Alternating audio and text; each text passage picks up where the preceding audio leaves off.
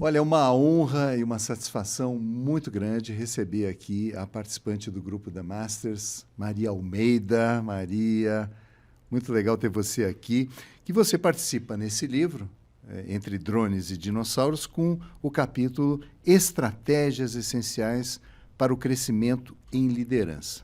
Maria Almeida, que é socióloga, pós-graduada em Marketing, Formações em Coaching, gestora da Neoplan RH e da Neo Connection.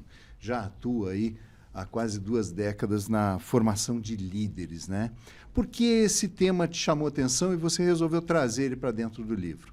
Porque é um tema... Primeiro, muito obrigada por estar aqui. A gente está tendo esse bate-papo. Porque faz parte da minha formação. Porque é uma paixão que eu tenho em desenvolver pessoas, em especial líderes. E por que eu gosto muito de trabalhar com a liderança? Porque esses líderes impactam muitas vidas, muitas pessoas, muitas carreiras. Então, esse foi o foco central e a motivação que me fez escrever dentro desse aspecto. Qual é, na sua opinião, o maior desafio de um líder? O desafio é ele colocar em prática aquilo que ele já sabe.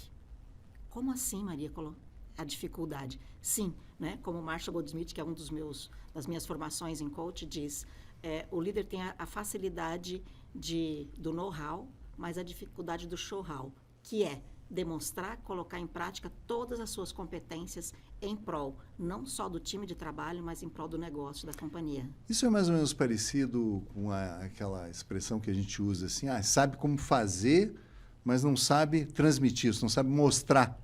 É mais ou menos isso? Mais ou menos isso. Quer dizer, se você sabe fazer, você tem que saber demonstrar. Por quê? Como é que você cria times de trabalho? Como é que você transfere informação, seja ela tecnológica, seja ela de gestão? Você precisa desenvolver pessoas para compor o seu time, até para te substituir no ambiente corporativo. E o papel da estratégia numa função de liderança, no papel de liderança, é muito importante? Você diria que é fundamental? É fundamental, né? E aí eu sempre digo, como é que a gente é estratégico? Qual é o primeiro passo para tudo isso? É você se autoconhecer. Sempre o autoconhecimento está na pauta principal, central, de todo o contexto de um líder que quer ser estratégico. É certo a gente pensar que um líder é aquela pessoa que não comete erros? Não. Né? Se você não pode errar, você não pode crescer. Não é verdade? Em todas as fases da vida, seja na sua vida pessoal, na sua vida profissional. Mas não é, como até o Cortella diz, não é você ficar em cima do erro, repetindo o mesmo erro. É você aprender com ele. O papel da formação numa liderança hoje também é primordial, né? Como é que você classifica, como é que você considera a formação das habilidades, de um perfil psicológico do líder? Eu vejo que crescer, aprender é uma atividade contínua que nós precisamos ter em todas as fases da nossa vida, né? Não dá mais para ter só a formação formal, que você termina uma graduação, uma pós-graduação. Esse aprendizagem contínua que a gente fala, são todos os dias. É você buscar se reunir com pessoas que te inspiram, que saibam mais que você, né? Não é só através de livros, os livros são ótimos, mas você aprender dentro do contexto mesmo que você atua. Você aprende, inclusive, com a tua equipe, o teu time de subordinados. Então, estar com a mente aberta é um processo onde você amplia a sua consciência para o aprendizado. Você está aberto a isso. No capítulo do livro, você cita 5 pontos, né? Se não me falha a memória, o primeiro é comunicação. Eu queria que você fizesse um comentário sobre esse ponto e talvez até sobre algum outro ponto que você considera também muito importante. Eu acho bem bacana, né? Cabe nos dedos da mão, né? Comunicação, garantindo sucesso, envolvendo pessoas, inclusão sem fronteiras e mudança contínua. Eu digo que esses 5 pilares que você pode contar na mão, que isso você fica de uma forma visual, você vai lembrar deles, são os pilares para você ser um líder estratégico. E a comunicação começa realmente como um dos principais pilares. E qual empresa hoje que não tem as suas questões e que chega lá na ponta, algo atravessado ou algo não bem dito, pela a comunicação. E eu quero citar aqui 3 aspectos que eu considero bem importantes, que é, na comunicação, você deve demonstrar o quê? Integridade na sua fala, na sua comunicação, né? Você deve incentivar o diálogo construtivo, né? E criar uma visão compartilhada. O que eu estou falando com tudo isso, né, Parracho? Eu estou falando de valores, eu estou falando de pessoas realmente que tenha isso dentro de si para transmitir para o outro. Então, na comunicação, você faz todo esse approach, você apresenta valores pessoais que você tem. No ambiente empresarial, corporativo, é claro que tem aspectos da gestão que devem ser comunicados e bem comunicados ao time. Mas existem outros aspectos que, estrategicamente, não são muito adequados de se transmitir, de se comunicar, às vezes durante o processo, num determinado período do processo. Como é que você encara essa questão de ser íntegro, ser transparente, mas, ao mesmo tempo, preservar determinadas informações, mesmo correndo o risco de que isso não chegue da melhor maneira lá na ponta? Eu sempre digo, dentro das empresas você tem o ambiente estratégico.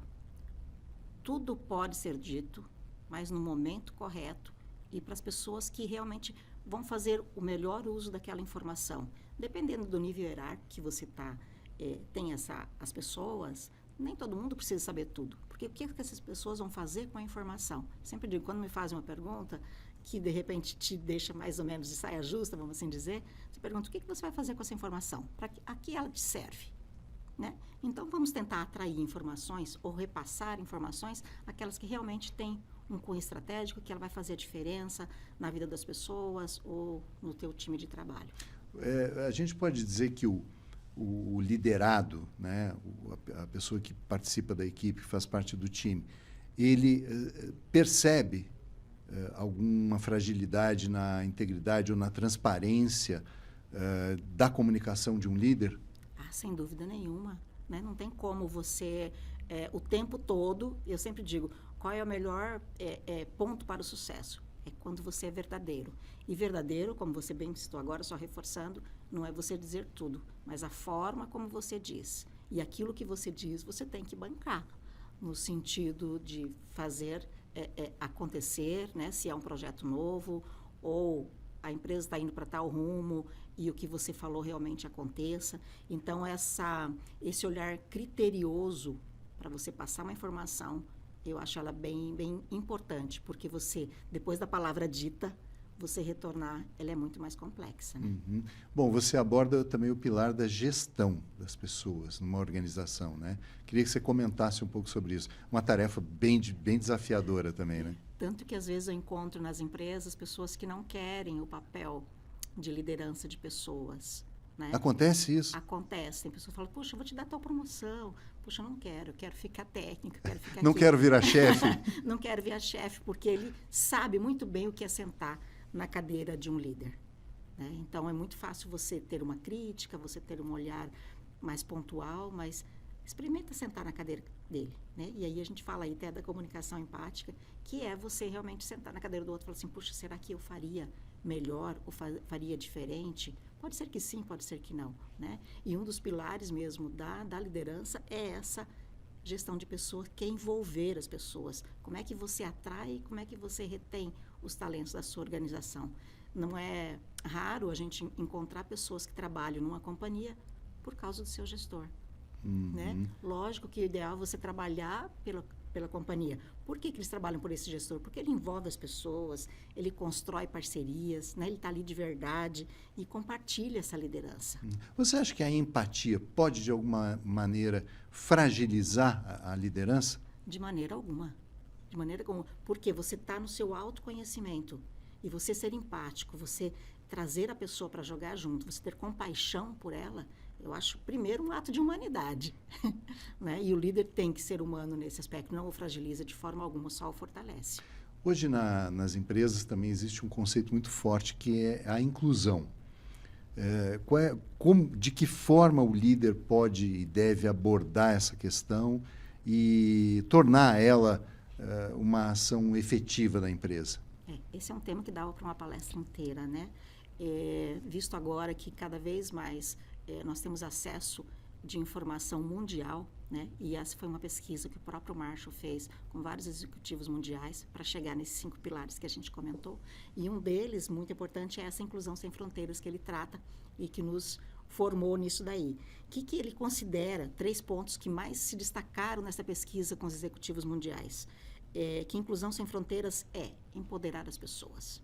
Segundo ponto, pensar globalmente e apreciar a diversidade. Não dá mais para você só colocar acesso de rampa para a pessoa subir de cadeira de roda, né, para acessar o trabalho. Não, você precisa criar consciência do time que vai estar trabalhando com essa pessoa, que às vezes tem uma necessidade física, né, mas mais que isso, hoje nós temos que agregar pessoas de todos os credos, de todas as questões físicas, né?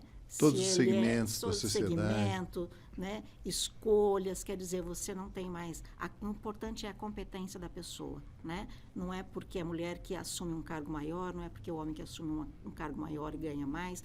Vamos olhar pela competência, porque ninguém quer ali só porque você faz parte de uma cota ou porque a pressão social exige, né? Eu vejo que é mais importante é você ter essa consciência, novamente, voltando sempre para a mesma tecla, tratar o ser humano como ser humano, né? Exatamente. Maria, se você, para a gente concluir, se você tivesse que transmitir aí em 1 minuto um resumo do capítulo do seu livro. Continue aprendendo todos os dias da sua vida. Seja a pessoa, seja CPF e seja CNPJ, né? Em todos os âmbitos. Porque você não é uma pessoa dentro da organização e uma pessoa fora da organização. Nós temos, logicamente, todo um arcabouço organizacional, um jeito de se vestir, uma maneira de falar na organização, mas a gente é, em essência, aquela pessoa. Então, se não perder isso de vista, você vai ser um líder estratégico, com toda certeza. Maria Almeida, quero agradecer muitíssimo a sua participação aqui nesse podcast e desejar muito sucesso para o livro. E para você também na sua atividade profissional e pessoal. Muito obrigada, Parracha. Uma alegria estar aqui com vocês. E a gente espera que realmente o livro venha contribuir com todos os leitores.